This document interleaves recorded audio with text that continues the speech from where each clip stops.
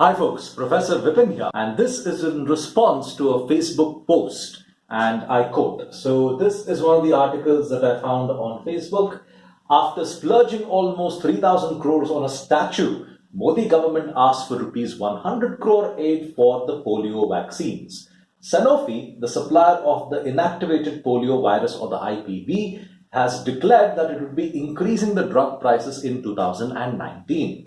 So why do I say that this is an absolutely piece of shit article that has got nothing to do with the Statue of Unity? So here it goes. Now this is another article which I picked up on Yahoo. The first one that I mentioned is from News Central 24/7. So yeah, here is this paragraph that's there in the Yahoo article. The price for India among other countries is to increase from the current rupees 61 or 0.75 euro to rupees 147, which is 1.81 euros per dose in 2019, and to rupees 177 or 2.18 euros per dose from 2020 through 2022, according to a UNICEF document. Estimating the impact of the price hike, India would need an extra 86 crore to meet this annual requirement. Now, this is money that we need to spend in foreign currency.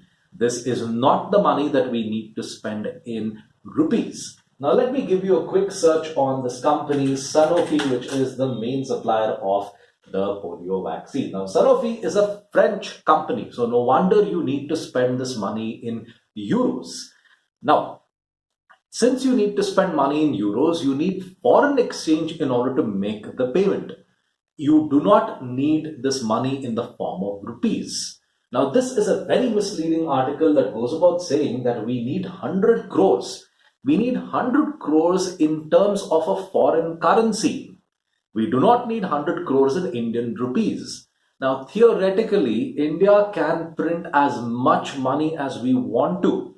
We are never short of money within India itself. For example, let's take an Indian pharmaceutical company like Ranbaxy.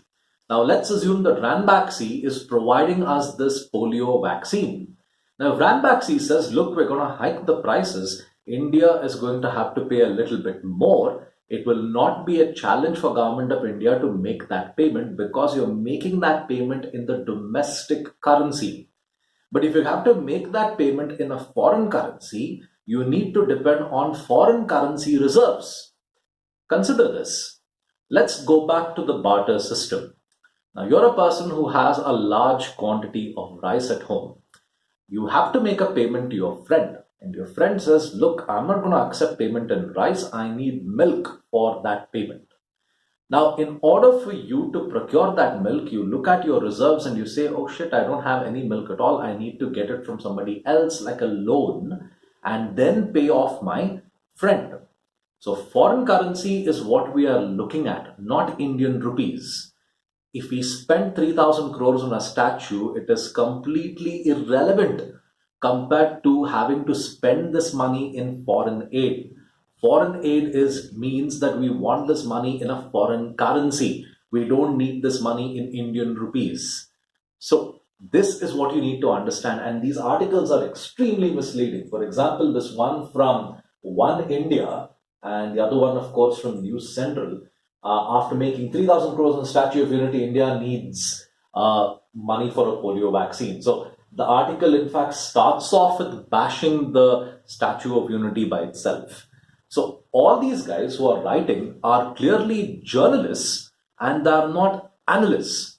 An analyst will look into the difference of paying with domestic currency versus foreign currency.